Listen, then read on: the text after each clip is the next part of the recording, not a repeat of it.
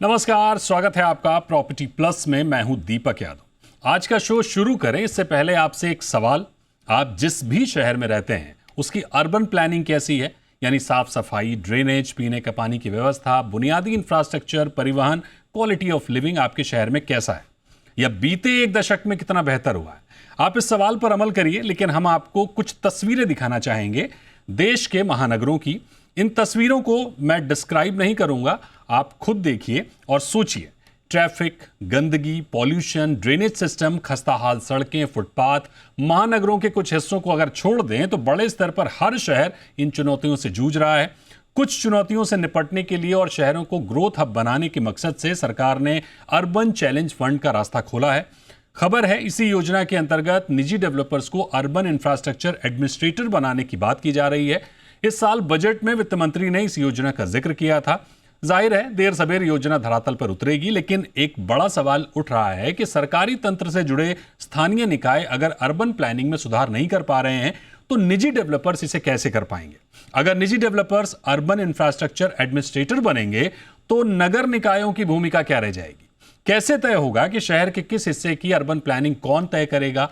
क्या शहरों का मेंटेनेंस भी निजी कंपनियों को सौंपा जाएगा? क्या निजी बिल्डरों के पास इतनी स्किल है कि वो शहरों को आधुनिक टिकाऊ बना सकेंगे? क्या सरकारें या स्थानीय निकाय अब फैसिलिटेटर बन जाएंगे, ना कि प्रोवाइडर?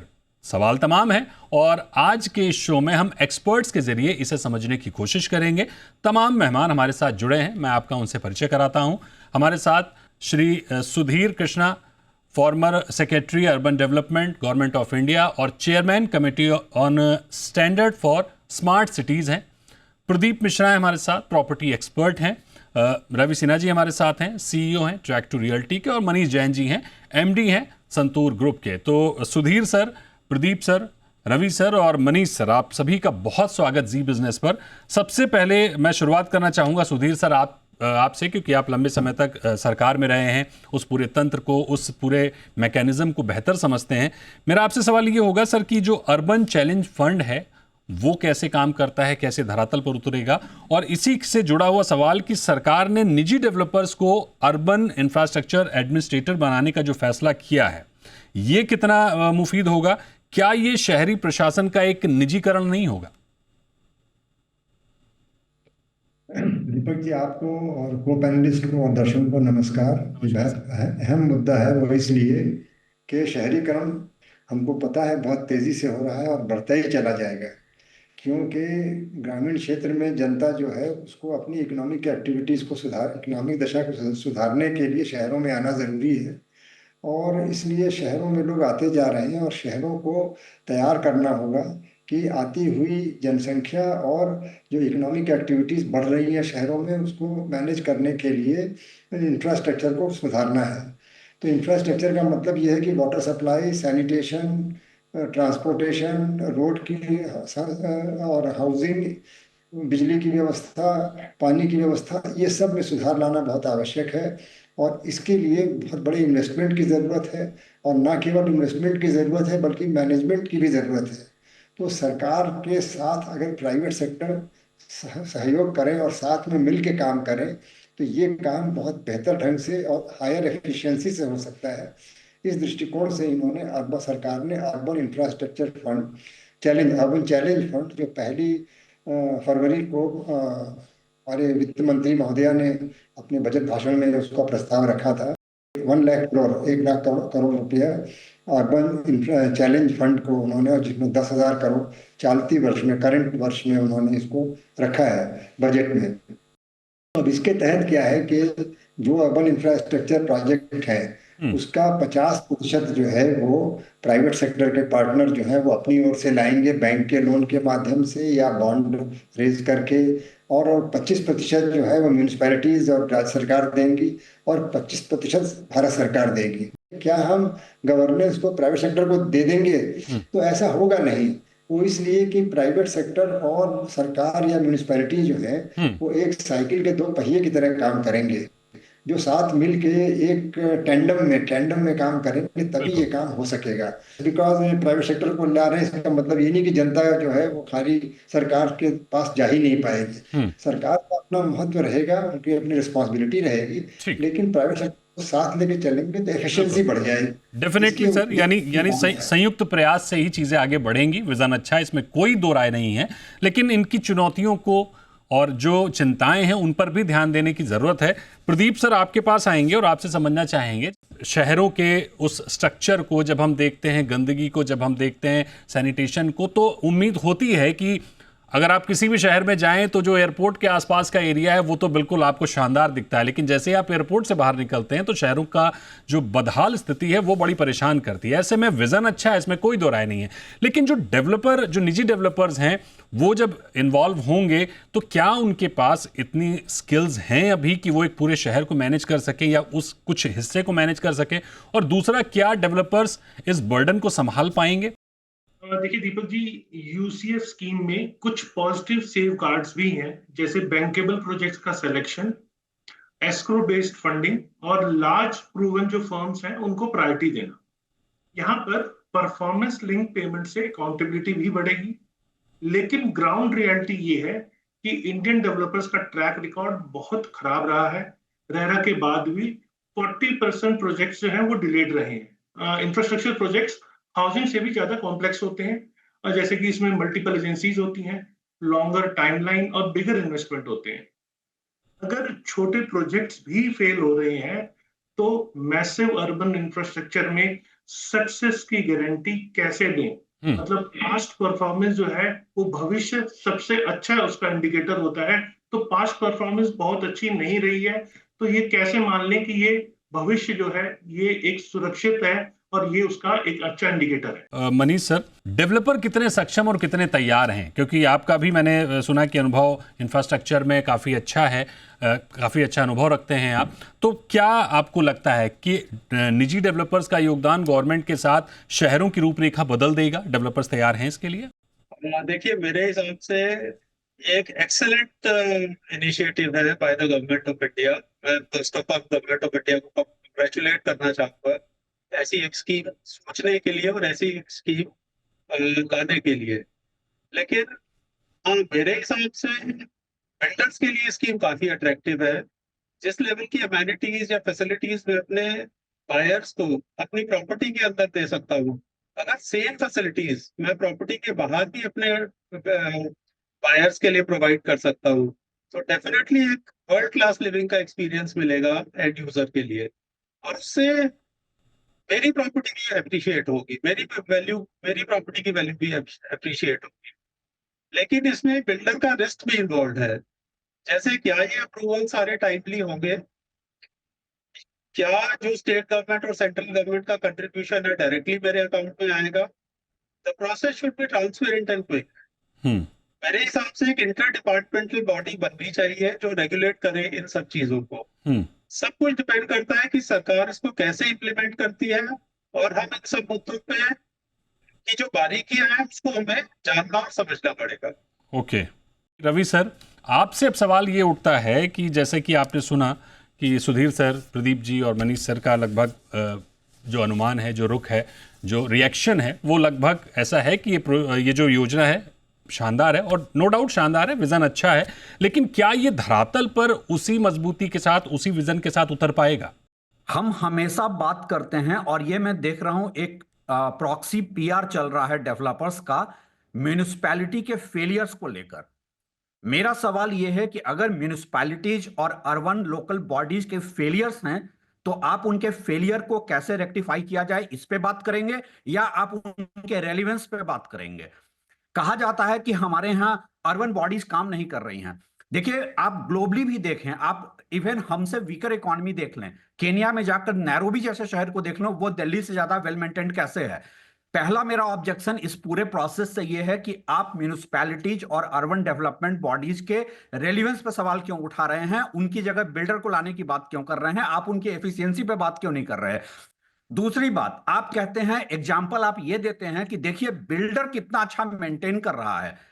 क्या किसी ने, जो लोग कह रहे हैं बिल्डर ने सोसाइटी को बहुत अच्छा मेंटेन किया है, क्या उन बिल्डर के यहां जाकर किसी ने कोई असेसमेंट किया है? उनके बायर का सेटिस्फैक्शन स्कोर क्या है? इंडिया में हम लोगों का जो सर्वे है कि कंज्यूमर सेटिस्फैक्शन स्कोर 18.5% है। मतलब हर 10 में 8 घर खरीदार खुश नहीं है जिस मेंटेनेंस को आप अच्छा मेंटेनेंस कह रहे हैं, क्योंकि उसकी एक बहुत इन्फ्लेटेड कॉस्ट होती है। और आज जबकि शहरों में ऑलरेडी एक कॉस्ट ऑफ लिविंग क्राइसिस है। दूसरी बात यह है कि उनकी जब फेलियर होगी तो उनके ऊपर गवर्नमेंट बॉडीज में तो फिर भी हम एक as a tax payer, as a voter, हम अकाउंटेबिलिटी की डिमांड करते हैं। बिल्डर से हम कौन सी अकाउंटेबिलिटी की डिमांड कर पाएंगे? हम घर खरीदते हैं, वहां बिल्डर अपने वादों इरादों से मुकर जाता है, हम कौन से अकाउंटेबिलिटी की डिमांड कर पाते हैं? ठीक। मुझे लगता है पूरे अर्बनाइजेशन के मॉडल को रिविजिट करने की जरूरत है। गवर्नमेंट एजेंसीज की एफिशिएंसी को बढ़ाने की जरूरत है, न कि प्राइवेट पार्टीज को लाने की जरूरत है। सुधीर सर, नो डाउट बात है, बात में दम है कि क्या जब आप प्राइवेट डेवलपर्स को आप जोड़ने की बात करते हैं तो विजन तो ठीक है, लेकिन विजन के साथ साथ जो बात अहम कही रवि सर ने कि क्या हम जो अपने नगर निकाय हैं उनकी असफलताओं को छिपा रहे हैं? क्या हमारे पास इतनी स्ट्रेंथ नहीं है, हमारे पास इतना बजट नहीं है कि हम अपने नगर निकायों को और बेहतर बना सकें? देखिए, नगर निकायों को तो आगे बढ़ना ही बढ़ना है और उनको हमें मजबूत बनाते जाना है, इसमें कोई दो राय नहीं है, उसका कोई सब्स्टिट्यूट भी नहीं है। जो बात हो, क्योंकि जैसे मान लीजिए इंदौर में जो डेवलपमेंट हुए, या फिर सूरत है, या विशाखापट्टनम है, विजयवाड़ा है, मैसूर है, बहुत से शहर हैं जिसमें प्रगति हुई है, अच्छे हुए हैं, सुधार हुआ है, अहमदाबाद है, अब नाम लेते चलेंगे, बहुत से शहर हैं। तो वो ऐसा है कि वो सारा कुछ प्राइवेट डेवलपर के द्वारा नहीं हुआ है, म्यूनिसिपल कॉरपोरेशन भी वहाँ बहुत स्ट्रांग है, अच्छा काम किया है उन्होंने। लेकिन बात यहाँ पर ये है कि इतना अधिक काम होना है कि प्राइवेट सेक्टर को आगे लाना है और उनसे केवल कंस्ट्रक्शन कराना और हम सारा काम खुद मैनेज करेंगे और उनको कॉन्ट्रैक्टर की तरह यूज करेंगे, उसके बजाय उनको पार्टनर की तरह पब्लिक प्राइवेट पार्टनरशिप में उनको पार्टनर बना के, नॉट द एंटायर सिटी, पूरा शहर उनको नहीं दे दिया जाएगा। कोई प्रोजेक्ट है, जैसे मान लीजिए कि कोई स्टेडियम उनको दे दिया गया, या कोई शॉपिंग कॉम्प्लेक्स दिया, या कोई जैसे वो न्यू मोती बाग को हमने रीडेवलप किया दिल्ली में, या ईस्ट दुबई नगर को रीडेवलप किया, तो private partner, public private partnership में लिमिटेड एरिया में लिमिटेड प्रोजेक्ट्स को उनको दिया जाएगा। टोल रोड होती हैं, कोई पर्टिकुलर एसेट होते हैं, water supply in certain area of the city है, या सॉलिड वेस्ट मैनेजमेंट का हैंड ओवर करना है। इसका मतलब ये हुआ। लेकिन आपको ये भी बताना चाहूँ कि कानून के हिसाब से केवल प्राइवेट पार्टनर को लाने से सरकार की ड्यूटी समाप्त नहीं होती है। कानून में जनता की नजरों में गवर्नमेंट म्यूनिसिपैलिटी है, वो रिस्पॉन्सिबल रहती है जनता के लिए, उनकी आंसरेबिलिटी चली नहीं जा सकती है। लेकिन ये जरूर है कि डे टू डे मैनेजमेंट के लिए, अब टोल रोड का मैनेजमेंट है, वो सरकार रोज रोज नहीं देखेगी। जो टोल रोड का जो कंसेशनियर है वो उसको रोड को मेंटेन करेगा, टोल इकट्ठा करेगा, लेकिन शिकायतें आई किसी तरह की तो सरकार को पीछे हटने का ना तो उनकी संभावना है ना उनकी मंशा होगी कभी।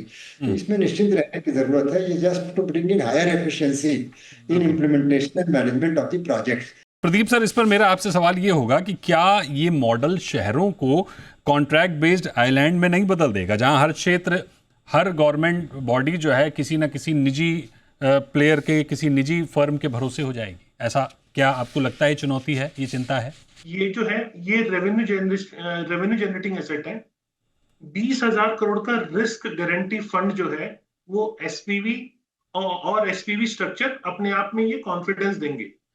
यहाँ इंस्टीट्यूशनल इन्वेस्टर्स और बॉन्ड से फंडिंग डाइवर्सिफिकेशन भी हो सकती है, लेकिन रियलिटी में बैंक पहले से ही रियल एस्टेट एक्सपोजर से डरे हुए हैं। उनको ऑलरेडी एनपीए का डर है, और डेट क्राइसिस सिर्फ रेजिडेंशियल में नहीं है, कमर्शियल प्रोजेक्ट्स में भी है।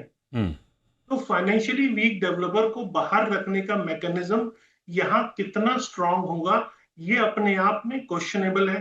और पॉलिटिकल प्रेशर में कई बार देखा जाता है कि वीक प्लेयर्स को भी शामिल कर लिया जाता है। जो पूरी स्कीम, जो अच्छी स्कीम है और गुड इंटेंट से लाई गई है, उस पूरी स्कीम को रिस्क में डाल सकते हैं। मनीष सर, आपसे मेरा सवाल ये होगा कि क्या डेवलपर शहरी विकास को एक लॉन्ग टर्म सामाजिक निवेश के रूप में देखेंगे या फिर कमर्शियल अपॉर्चुनिटी के रूप में देखेंगे?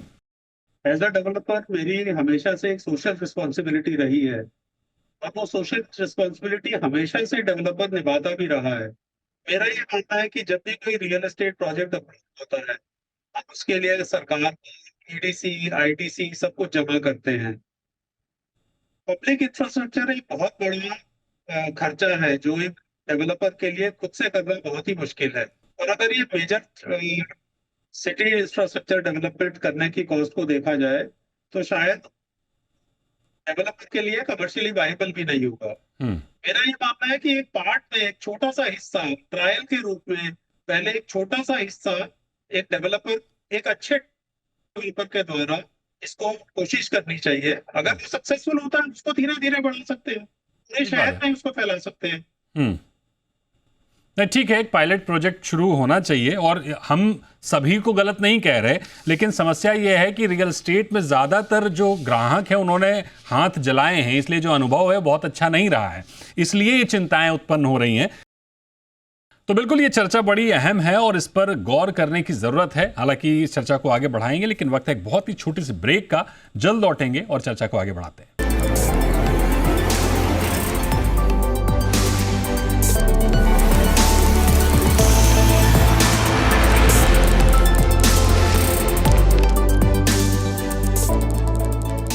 Welcome back. आप देख रहे हैं प्रॉपर्टी प्लस और आज हम प्रॉपर्टी प्लस में बात कर रहे हैं अर्बन चैलेंज फंड की और बात कर रहे हैं किस तरह से अर्बन इंफ्रास्ट्रक्चर एडमिनिस्ट्रेटर बनाने की बात हो रही है निजी डेवलपर्स को, यानी निजी डेवलपर्स और सरकार एक साथ आएगी और शहरों का विकास और बेहतर होगा, ग्रोथ हब बनाने की कोशिश होगी। लेकिन ये कैसे काम करेगा, इन्हीं सब मुद्दों पर, तमाम चुनौतियों पर, चिंताओं पर जिक्र कर रहे हैं। हमारे साथ तमाम मेहमान जुड़े हुए हैं, चर्चा को आगे बढ़ाते हैं। रवि सर, आपसे मेरा सवाल ये होगा कि जो निजी डेवलपर्स हैं वो किन शर्तों पर आएंगे? जब तक उनको प्रॉफिट नहीं दिखेगा, जब तक उनको लॉन्ग टर्म विजन नहीं दिखेगा, तब तक कैसे वो आएंगे? देखिए, इसमें 3-4 पहलू हैं। पहला तो ये है कि जब डेवलपर्स सामने आएंगे, इस पूरे प्रोजेक्ट में आप देखिए बैंक फंडिंग बहुत इंपॉर्टेंट है। करेक्ट। बॉन्ड्स से पैसा उठाने की बात है। क्या हमारे प्राइवेट डेवलपर्स का वो ट्रैक रिकॉर्ड है कि बैंक इनको फंडिंग कर देंगे? और ये बॉन्ड से, ये चाइना नहीं है जहां के डेवलपर बॉन्ड से पैसा उठाते हैं। हमारे यहाँ कोई इनको इस तरीके से फंडिंग नहीं होनी है। दूसरी बात यह है कि डेवलपर्स में, लार्ज यूनिवर्स ऑफ डेवलपर्स जो इस देश में हैं, उनकी एक्सिक्यूशन कैपेबिलिटी क्या है? आप बेस्ट ऑफ केस स्टडीज ले लें, बेस्ट ऑफ डेवलपर्स को ले लें। जहां पे आजकल एक नैरेटिव चल रहा है कि पूरे शहर में वाटर लॉगिंग है और उस डेवलपर का प्रोजेक्ट वेल मेंटेन्ड है। सच ये है कि वहां पे आप देखिए कोई लीज होल्ड मॉडल नहीं है, फ्री होल्ड मॉडल है और पूरे शहर का सत्यानाश इन्हीं बिल्डरों ने किया है। मैं इस चीज को फंडामेंटली गलत मानता हूं कि गवर्नमेंट एजेंसीज फ्रंट फुट पे नहीं रहे। जिस जिस शहर में, आप नोएडा का एग्जांपल लीजिए और गुड़गांव का एग्जांपल लीजिए। नोएडा क्यों वेल मेंटेन्ड है गुड़गांव के मुकाबले? क्योंकि यहां गवर्नमेंट एजेंसीज हैं। मेरा मानना है म्यूनिसिपैलिटीज और अर्बन लोकल बॉडीज को एफिशिएंट बनाने की जरूरत है।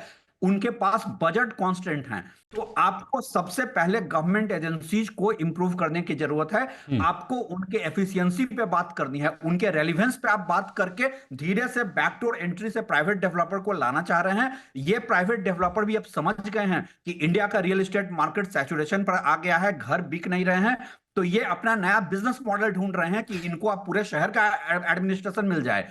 ये बहुत कैटास्ट्रोफिक होगा, मैं आपको कह रहा हूं। ये बहुत ही खराब प्रेसिडेंट सेट होने जा रहा है।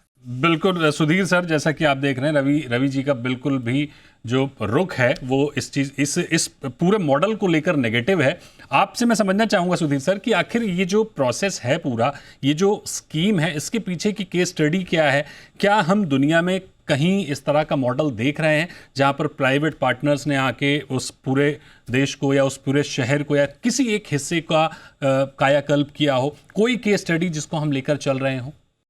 शहर को प्राइवेटाइज करना तो न तो संभव है, न संविधान में ऐसा कोई मंशा है। म्यूनिसिपैलिटी का जो रोल है वो रहेगा अपनी जगह। म्यूनिसिपैलिटी का रोल कोई प्राइवेट कंपनी ले न पाएगी। हालांकि म्यूनिसिपैलिटी या सरकार, राज्य सरकार अपने दायित्व के लिए किसी को पब्लिक प्राइवेट पार्टनरशिप में ले सकती है। वो मुद्दा जो है वो तो रहेगा और वो जरूरी भी है। क्योंकि म्यूनिसपैलिटीज की समय इतनी तेजी से बदल रहा है कि म्यूनिसपैलिटीज में परिवर्तन लाने के प्रयास किए गए, स्मार्ट सिटी मिशन लाया गया बिल्कुल। और बहुत कुछ प्रयास किए गए। अभी आप देखें कि धारावी स्लम रीडेवलपमेंट की बात देखिए, धारावी जो है उसको लेके हम पिछले 50 साल से चर्चा करते आए कि उसमें जो है रीडेवलपमेंट होना चाहिए। धारावी हमारे लिए एक तरह का ब्लैक स्पॉट बना हुआ है बॉम्बे के लिए, और अब पब्लिक प्राइवेट पार्टनरशिप में उसको आगे बढ़ने के देखते हम जो हमको दिख रहा है उसका नज़ारा, वो लग रहा है कि अच्छे बदल जाएगा, वो बदल के एक अच्छा रूप उसका मिल जाएगा। तो अगर आप कहें कि ये सरकार जो है उसको करना चाहिए, तो पिछले 50 सालों में सरकार ने प्रयास किया, लेकिन जैसा हमने देखा है कि समस्याएं इतनी आती हैं, प्रोसेसेस और तरह तरह के अकाउंटेबिलिटी के ही इशू आगे बढ़ बढ़ के काम को होने नहीं दे रहे हैं। अब सरकार ने पूरा हाथ नहीं खींचा है, वो पब्लिक प्राइवेट पार्टनरशिप मॉडल में धारावी में सरकार के ही प्रतिनिधि जो हैं, गवर्नमेंट ऑफिसर उसके चेयरमैन हैं, और भी कंट्रोल है गवर्नमेंट का उसमें, और डेवलपमेंट भी आगे बढ़ रहा है।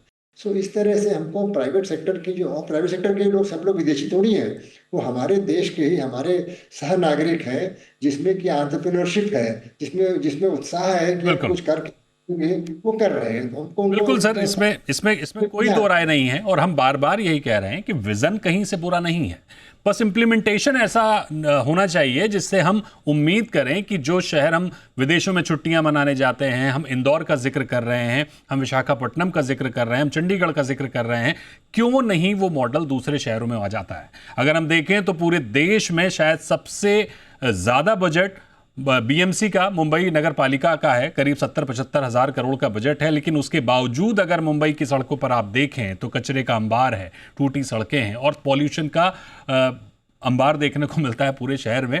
लेकिन उम्मीद की जाती है कि हम उसको और बेहतर करें, बेहतर करने के प्रयास होते हैं, लेकिन शायद वो प्रयास कहीं सफल नहीं हो पाते हैं। निजी डेवलपर आएंगे, शायद इसे और बेहतर कर पाएं और जो विज़न है, जो सोच है, उसको कर पाएं। लेकिन हाँ, बार बार हम कह रहे हैं कि इम्प्लीमेंटेशन में बहुत फूक फूक कर कदम रखने की जरूरत है।